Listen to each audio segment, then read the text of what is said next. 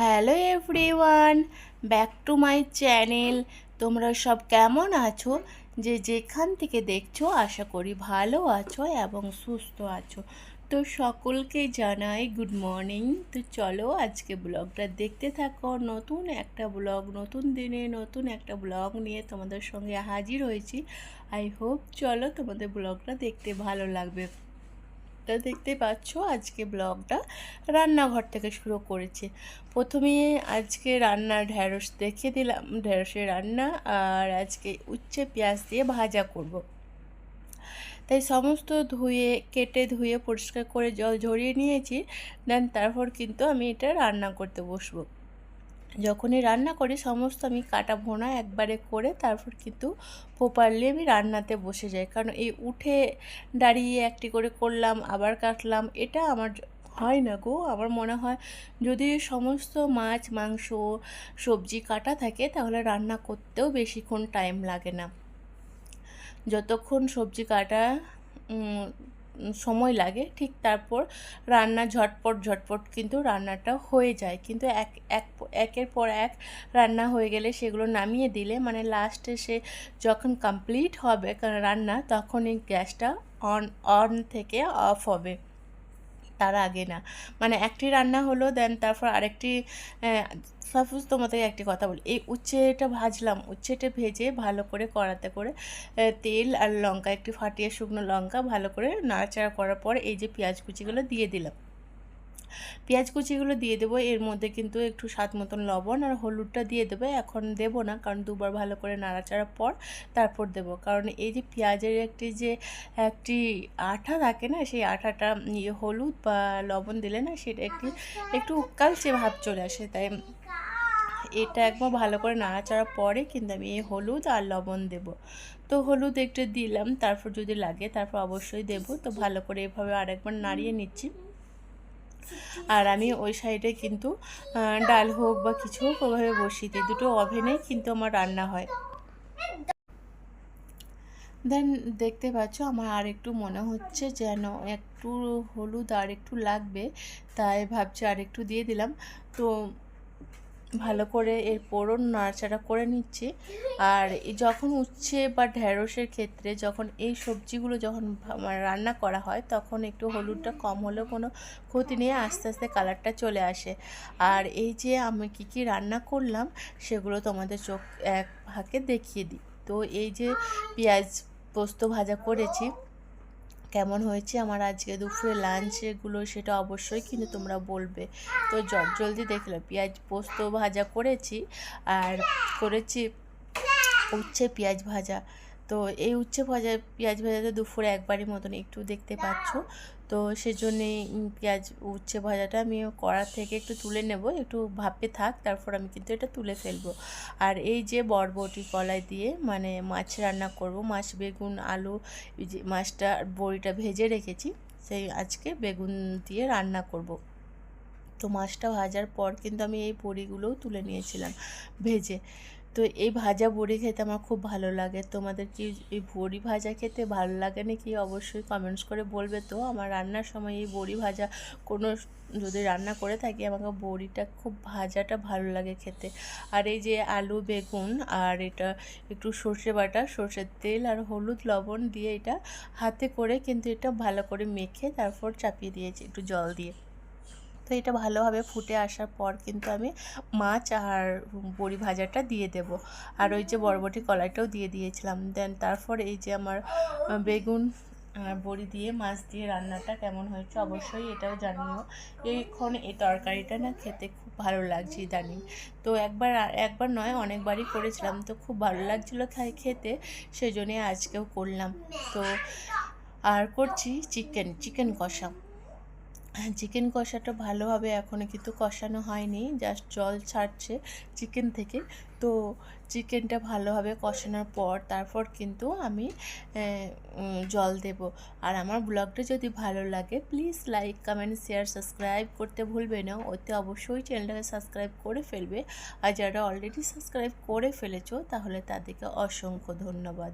আর সবারই সাপোর্ট ছাড়া আমরা কেউ কোনো দিন আগাতে পারবো না। তাই তোমাদের সাথে আমার একটি অনুরোধ বলতে পারো, ভালোবাসা দিয়ে যাও, ভালোবাসা নিয়ে যাও। আমার এই থাম্বনেল দেখেই তুমি বুঝতে পারবে যে থাম্বনেলে লেখাই আছে যে ভালোবাসা দিয়ে যাও, ভালোবাসা নিয়ে যাও। হ্যাঁ, অবশ্যই বন্ধুরা, আমার নতুন ফ্যামিলি মেম্বার যারা নতুন আমার ব্লগ দেখছো, তাদের আমার একটাই অনুরোধ, আমার কাছে যদি কেউ ভালোবাসা রেখে যায়, অবশ্যই তাকে আমি কমেন্টস দেখে ফিডব্যাক ভালোবাসা দিয়ে যাব। তো এটাই বললাম। আর আমাদের গাছের এই যে পেঁপে ধরেছিল, পাকা পেঁপে, তো এই যে ফার্স্ট টাইম আমাদের গাছের পাকা পেঁপেটা পেড়ে, মানে এটা ব্রেকফাস্ট বলতে পারো, ফ্রুটস বা পেঁপে খাওয়া সত্যি আমাদের পক্ষে অনেক ভালো, সবসময় খেয়ে ওঠা হয় না, তো গাছের পেঁপে বলে সেই জন্য আরও বেশি করে খেলাম। পেঁপে জিনিসটা খুব একটা আমাকে ভালো লাগে না। দেন তারপর সন্ধ্যের সময়, যেহেতু কালকে সানডে ছিল, আর সানডে ছিল বলে হাতের কাছে অনেকখানি কাপড় জমেছিল, মানে আমার হাজব্যান্ডের অফিসের জামা কাপড়, মেয়ের স্কুলের জামা, তো সমস্ত জামা কাপড় কি সানডে আমি বিকাল দিকে ইস্ত্রি করার পর আমার হাজব্যান্ডের জামাগুলো ইস্ত্রি করে নিয়েছিলাম। আর মামাম কিন্তু খেলা করছে, তাই মামামের ভয়েসটাই কিছুটাও তো হলেও তুমি শুনতে পাচ্ছ। দেন তারপর না আজকে ইস্ত্রি করার পর প্রচণ্ড খিদে পেয়ে গিয়েছিল, তো ভাবলাম কি খাবো, তো ফ্রিজের মধ্যে তো বেড আনা রাখা থাকে, তো যেহেতু মাম্মামি স্কুল যায়, স্যান্ডউইচের জন্যে বানাতে হয় স্কুলের জন্যে, তো সেই জন্যে ভাবলাম ওখান থেকে 4 পিস ব্রেড বের করে আজকে ডিম টোস্ট করা যাক। তো ডিম টোস্ট যেমন ভাবনা তেমন লেগে পড়লাম একটা নর্মাল হওয়ার জন্য, মানে এই ব্রেডগুলো একটু ঠান্ডা হয়েছিল, তো ভাবলাম একটু গরম হয়ে যাক, নর্মাল টেম্পারেচারে চলে আসুক, তার করতে একটা ডিম দিয়ে, এই ডিমটা না মুরগির ডিম, তো সেই জন্যে যেহেতু 4টা বেড নিয়েছি, তাই ভাবলাম মানে পোলট্রির ডিম নেবো না, পোলট্রি সাইজের ডিমটা একটু মোটা, তাই থাক, ওটা আজকে রাত্রে একটু ভাজা করব, তো সেই জন্যে আজকে মুরগির ডিম দিয়ে আজকে বানাবো। আর 4টে যেহেতু বেড, তো সেই জন্যে মুরগি ডিম দিয়ে বানালাম। আর মুরগি ডিম স্বাস্থ্যের পক্ষে তো অনেক ভালো, মুরগি ডিম সেদ্ধ বয়েল করে খেলে তো অনেক প্রোটিন পাওয়া যায়। আর এই যে আমি ডিমটা গুলে নিয়েছি, এর মধ্যে কিন্তু কাঁচা লঙ্কা আমি অ্যাড করিনি, কারণ যেহেতু মাম্মাম শুধু খাবে আমার সঙ্গে, সেই জন্যে কাঁচা লঙ্কাটাও অ্যাড করিনি, কারণ ওর কাছে ঝালটা যদি লাগে তাহলে আর পুরোটাই একদমই খাবে না।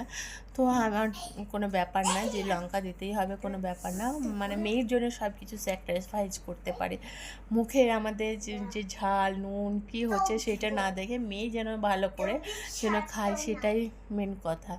আর আমরা যেমন করে হোক চলে যাবে এরকম মনে হয়, যেন মেয়ে খেয়ে যেন তৃপ্তি পায়, যেন খেয়ে পুরোটাই খাবারটা খেয়ে শেষ করে মুখ ঘুরিয়ে নিলে না বড্ড খারাপ লাগে, যে মেয়েটা আমার খেলো না কেন, একটু ঝাল হয়ে গেছে, একটু মিষ্টি হয়ে গেছে, এরকম মনে হয়। তো আমি এক সাইডে ডিমটা দিয়ে দিলাম, আর একটু আর তেল বুঝতেই পারছো কতটা পরিমাণে তেল দিয়েছি, যতটা পারি তেল কম খাওয়ার চেষ্টা করছি গো, কারণ আমার তেল খেয়ে প্রত্যেকটি মানুষের এখন এত শরীর খারাপ হচ্ছে, তাই চেষ্টা করছি একটু তেলটা একটু অ্যাভয়েড করে চলা। আর তেল সত্যি শরীরের পক্ষে আমাদের অনেক ক্ষতিকারক, তো তেল যতটা পারি স্কিপ করার চেষ্টা করি, যেটা খাওয়ার নয় সেটা না খেলেই নয়, সেটাই খাই, আর না হলে যে যদি চলে যায় কোনো রকম তাহলে সেইভাবে খেয়ে নিই।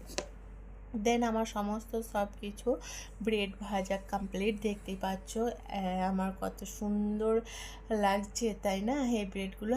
আর মামাম একদম, কত বাচ্চারা টমেটো সস খেতে ভালোবাসে, কিন্তু সেক্ষেত্রে আমার মেয়েটা পুরোটাই উল্টা, মানে একদম সস খেতে পছন্দ করে না, আমাকে ভালো লাগে সস খেতে পছন্দ করে, তেলে ভাজা একদম খেতে নেই, তাহলে অনেক পেটে অনেক ক্ষতি হয়। হ্যাঁ, আচ্ছা, পেটে অনেক প্রবলেম হয়, তাই না? আর বেশি মোবাইল দেখলে বেশি চোখে প্রবলেম হয়। আচ্ছা, মামামকে বলা হয়েছে বেশি তেলে ভাজা খেলে পেটে প্রবলেম হয়, আর বেশি ফোন দেখলে চোখের প্রবলেম হয়।